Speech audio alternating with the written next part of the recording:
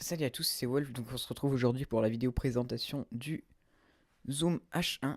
Donc c'est un dictaphone numérique sur carte SD, enfin sur micro carte SD qui va fonctionner vraiment très simplement pour sa qualité et son prix d'ailleurs. J'ai plusieurs accessoires. Donc déjà la boîte en fait. Euh, c'est une boîte tout ce qu'il y a de plus simple. Donc il faut savoir que cette boîte qui vaut, enfin ce qu'il y a dedans vaut, hein, c'est pas la boîte sinon où va le monde. Le zoom, en fait, cette boîte contient le zoom et sa carte SD, donc qui est là, enfin là c'est l'adaptateur, la micro carte SD est dedans, logiquement. Et ça c'est l'adaptateur, donc il y a ça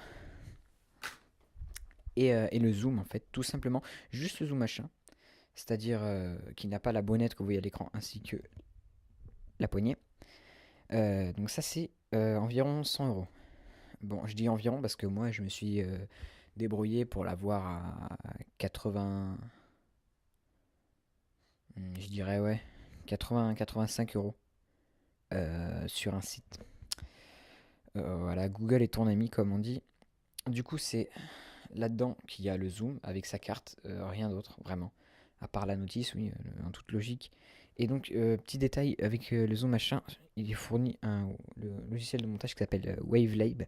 Donc, c'est un logiciel d'édition audio qui va servir à retirer tout ce qui est bruit de souffle, bruit de fond. Mais moi, honnêtement, je m'en sers pas et je l'ai jamais vraiment ouvert. En fait, je l'ai jamais utilisé. Je m'en suis jamais vraiment intéressé parce que la qualité du zoom machin est vraiment très très bien et comme je l'espérais, comme vous pouvez sûrement l'entendre actuellement. Du coup, je laisse comme ça. Mais il faut savoir que c'est très simple, il est sur la carte SD en fait, sur la micro carte SD direct. Donc le zoom machin, déjà, il est dans cette boîte. Donc ce qu'il faut commander avec et ce que je conseille à beaucoup, enfin à tout le monde en fait, tous ceux qui vont commander le zoom machin, je vous conseille de ne pas oublier ça. C'est vraiment indispensable selon moi, sinon ça devient le zoom machin n'est pas vraiment mis en valeur, disons que bon, je vais m'expliquer. Donc c'est le pack d'accessoires propre aux Zoom H1 en fait. Donc j'ai pris avec qui vaut environ 17 euros. Vous pouvez le trouver à une dizaine, enfin environ 12, ça peut aller à plus selon les sites, tout ça. Donc c'est un pack d'accessoires assez simple. Vous pouvez regarder au dos ce qu'il y a, mais je vais le passer en détail, en revue en fait. Donc il est fourni avec ce pack, enfin dedans. Un petit trépied métallique, euh, vraiment petit en fait. Mais attendez, voilà. Donc c'est un trépied avec la tête qui peut bouger, voilà, qui se visse au zoom machin. Ça peut servir pour des interviews, ça peut se poser sur une table, tout ça. C'est assez pratique, je m'en suis déjà servi.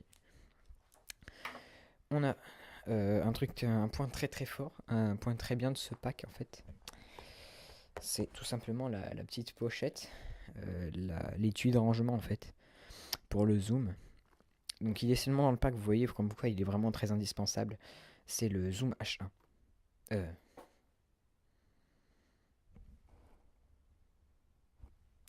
c'est la housse du Zoom H1. Voilà. Ça va le protéger en fait. Donc par contre, on peut pas le mettre avec la bonnette ni la poignée, c'est juste le zoom. Avec la petite dragonne aussi qui est fournie. Sympa. Pour ceux qui sont pas très habiles avec leurs mains, comme moi. Euh, Très pratique parce que moi je l'accroche à ma housse de caméra en fait. Donc c'est vraiment pratique. Point fort de ce pack. J'ai ça aussi à vous montrer. Donc tout ça c'est dans le pack. Il y avait vraiment que le zoom et la carte SD dans la boîte du zoom. L'adaptateur secteur USB en fait pour le brancher directement à une prise au lieu d'utiliser la pile. Parce que je l'ai pas dit s'il marche avec une pile, mais je vais y revenir.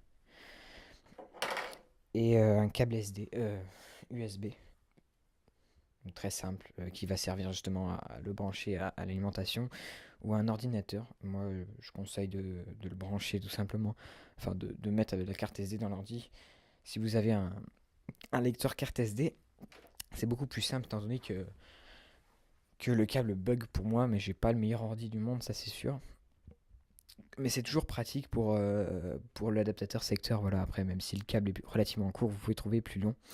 Donc le Zoom H1, Il enregistre avec une qualité de son, j'ai pas besoin de le dire, excellente. Enfin, pour son prix, on peut dire excellente, je pense.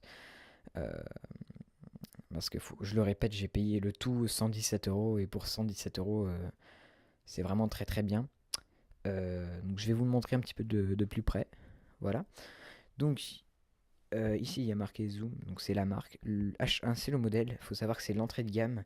Et pour un entrée de gamme, il est déjà exceptionnel. J'ai vu des comparatifs sur internet de Zoom H4n, H2, H3, tout ça. Et vraiment, ça se remarque à presque rien la différence. Et pourtant, le prix est énorme.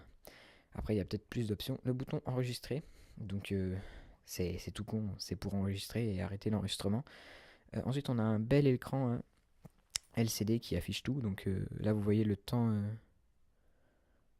d'enregistrement avec les frames, ce que vous voyez à droite, je crois, ou à gauche. Ce sont les frames de l'entrée audio. C'est-à-dire que si je parle pas, elles vont rester en bas. Et là, je parle, donc ça remonte. Il y a la batterie, tout ça, enfin la pile, tout est affiché, tout est affiché là. Le petit voyant rouge que vous voyez, ça veut dire que c'est en enregistrement et il va clignoter lorsqu'il y aura des saturations de son. C'est assez pratique, ça peut toujours servir. Donc je vais vous montrer après ce que ça donnera peut-être sans la bonnette et sans la poignée. Donc oui, il y a une poignée dans le pack, je voulais le dire. Voilà, la poignée qui va servir à mieux le manipuler, en fait c'est beaucoup plus pratique. La bonnette également, c'est ce que vous voyez à l'écran ici. Donc pour ceux qui ne savent pas ce que c'est tout simplement une boule en mousse, si je puis dire, qui va empêcher ce genre de bruit de souffle en fait. Bon là ça va pas s'entendre, ça s'entend mais ça sature pas et c'est très très très bien pour ça. Parce qu'il faut savoir que si vous l'utilisez comme je fais là à la bouche, sans la bonnette ça va énormément s'entendre et on va plus rien entendre en vrai. Donc c'est pour ça que je conseille fortement ce pack d'accessoires qui est pas cher et très très intéressant. Voilà, il faut le prendre, sinon le zoom est pas complet d'après moi. Donc on va voir un petit peu ensemble les touches qu'il y a dessus. Donc de ce côté, on a ici une entrée micro. Donc si on veut mettre un micro cravate, c'est très très pratique. L'entrée, enfin le level, le gain du micro. Tout ce qui est la relecture après l'enregistrement, en fait, là pour écouter ce qu'on a enregistré. Donc revenir en arrière, tout ça, play, la poubelle. Donc pour supprimer les pistes. Ici c'est allumé, le bouton allumé. Et là le port de la prise USB. Donc pour la pré-écoute on a une petite enceinte ici. Je sais pas si vous allez voir. C'est pas un son exceptionnel, je vous conseille quand même de brancher un casque juste ici. Donc c'est la prise casque pour l'écoute en temps réel, pour voir si le son sature ou tout simplement écouter après. Donc on a le volume du casque et ici le port SD en fait, micro SD. Donc le zoom machin est relativement simple d'utilisation, je n'ai même pas touché à la notice et j'ai déjà très bien compris comment il marche. Il y a aussi des boutons à ce niveau, je vais vous montrer. Donc on a un bouton low cut on ou off. C'est à peu près, je vais pas vous dire de bêtises, je sais pas trop, mais c'est pour enlever les bruits de parasites peut-être, les souffles.